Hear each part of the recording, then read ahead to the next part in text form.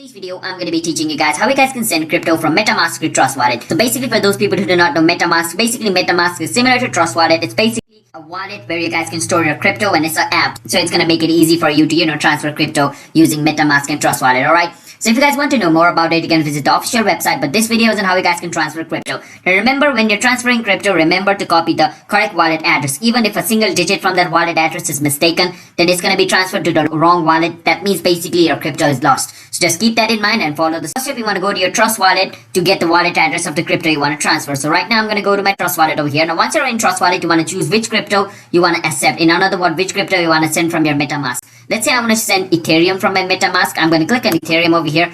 Once I click on Ethereum, basically what I can do is I can click on where it says receive over here. Once I click on receive, it's going to take me to the wallet address. Once I'm over here, I want to click on copy. Once I copy the wallet address, I can go back to my Metamask over here. Once I'm in Metamask, I want to choose Ethereum over here because I want to send Ethereum. And for other coin, you want to choose the coin which you want to transfer. If you guys don't see your coin over here, you just want to click on add token and add the token or add the coin which you want to transfer. So since I want to transfer Ethereum, I'm going to click on Ethereum. After clicking on Ethereum, basically what I want to do is I want to click on where it says send.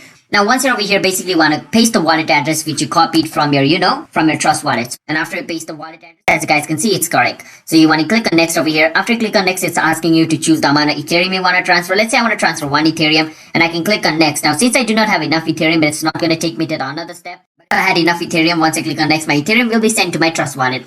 And from over there, I can do whatever I want with my Ethereum on my Trust Wallet. So that's basically how you guys can transfer crypto. So hope you guys were able to understand the video.